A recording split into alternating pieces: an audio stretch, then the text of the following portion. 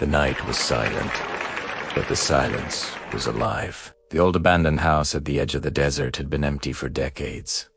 Yet the villagers swore it breathed when the moon rose. No one dared to enter until one night a traveler, exhausted and lost, pushed its broken door open. The instant he stepped in, the air thickened. The floorboards groaned as if something beneath them shifted. Eka did out, hoping someone or something would answer. But the echo of his voice returned, twisted, distorted, repeating words he had never said.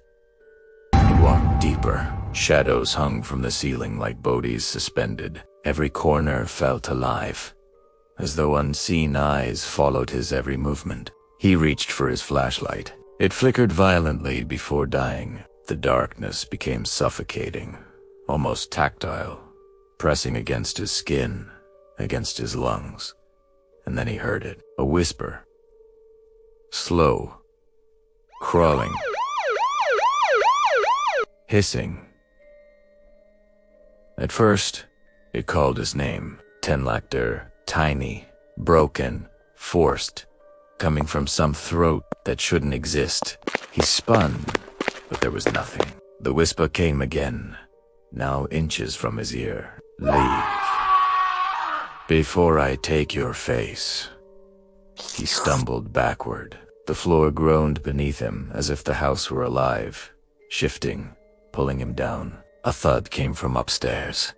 Slow at fierce, then dragon, deliberate. Something was learning how to walk against something human once, now broken. The walls seemed to pulse like flesh. The shadows danced of their own accord, stretching into grotesque shapes.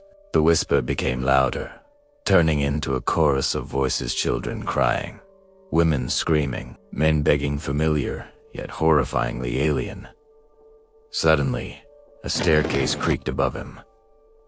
The traveler froze. Then footsteps, scraping, dragging, moving down. His heart thundered.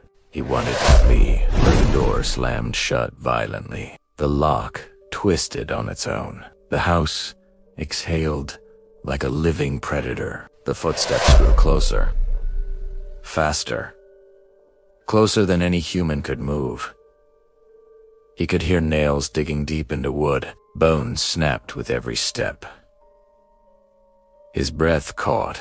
He backed against a wall, but it pulsed under his fingers. Beneath it, he felt a heartbeat not his own. Slower, jagged, monstrous. Then the whisper returned, behind him. You shouldn't have entered. Now you belong here. He screamed. His voice disappeared, swallowed into the darkness. Panic burned in his chest. He tried to run down a hallway, but the walls closed in. The air thickened, filled with the stench of decay and iron. Something breathed in unison with him. Suddenly, a shadow fell across the floor. A figure emerged from the corner, a creature, thin and impossibly tall, hollowed eyes, skin stretched tight over bone, mouth ripped open far too wide. It reached for him with hands that ended in knives instead of fingers. He ran, but the hallway twisted impossibly, turning into staircases that spiraled into darkness. Doors slammed around him. Windows shattered into darkness that reached for him. Whispers and screams overlapped, unending. The house had no ceiling, no floor. It was infinite. A labyrinth of terror. He tried to climb, to escape through the roof. The boards cracked. Shadows leaped at him, voices shrieking in unison. You belong here. Hands clawed at his skin, nails cutting, leaving marks that burned like fire. He fell, rolling into a room where mirrors covered the walls. In each reflection, his face was twisted, hollowed, decayed. He screamed again, only to hear the mirrors scream back. And then he saw them, dozens. Hundreds of faces pressed against the glass, eyes plating, mouths open in eternal terror. They moved as one, whispering his name, calling him to join them. He tried to fight, to escape, but the house had become a cage. a mouth waiting to swallow him whole.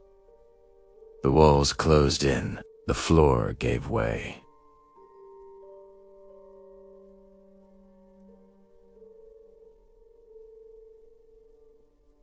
The ceiling fell. Darkness consumed everything. Windon Kame, the house, was silent. The villagers dared not approach, but inside, something new joined the whispers. Another soul, another voice, trembling, terrified, trapped forever. And sometimes, at night, the wind carries a new whisper beyond the desert, calling the next traveler into the waiting house.